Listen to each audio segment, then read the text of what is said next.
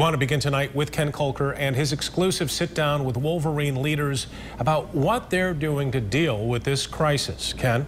Yeah, Brian and Sue, Target Aid has been reaching out to Wolverine Worldwide for weeks to do an interview. Today, Wolverine reached out to us, saying it wanted a chance to explain what it's doing to help residents, but it stopped short of saying exactly how we got here.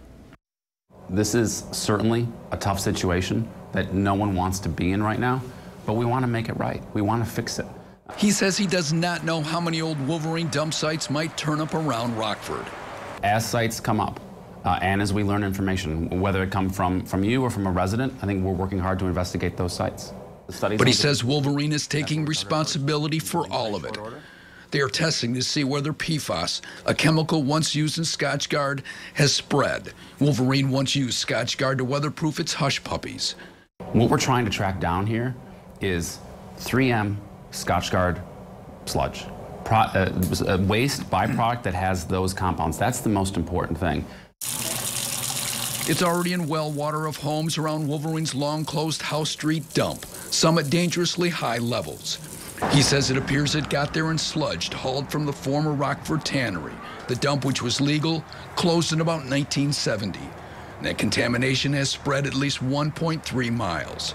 Today, he repeatedly refused to discuss whether Wolverine knew that 3M had discontinued using PFAS and Scotchgard in 2002. The EPA in 2005 labeled it a possible carcinogen.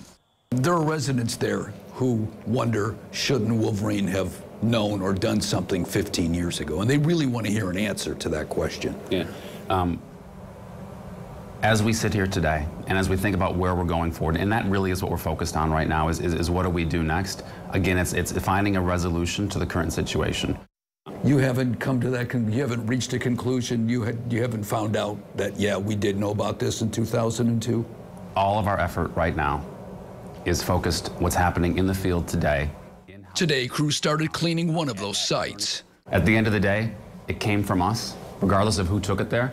And we just found out about it, and we're cleaning it up.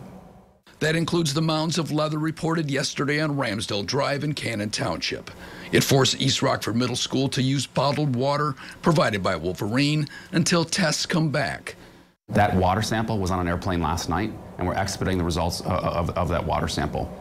The same day, Wolverine offered to spend about $1.7 million to install full house filtration systems for all 338 homes around the House Street dump.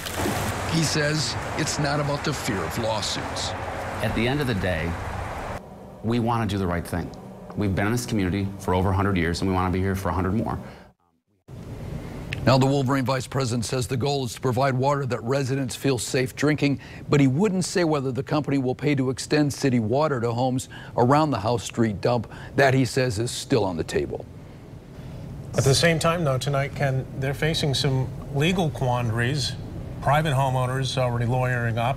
In the state, could they be looking at, is there anything criminality involved here? I haven't heard anything on that point, but I do know that there's a law firm from Grand Rapids that's been involved with some residents. And I heard from a resident today who said they heard from a law firm in the Detroit area that's trying to gather up some residents. So, you know, they realize that there could be something coming.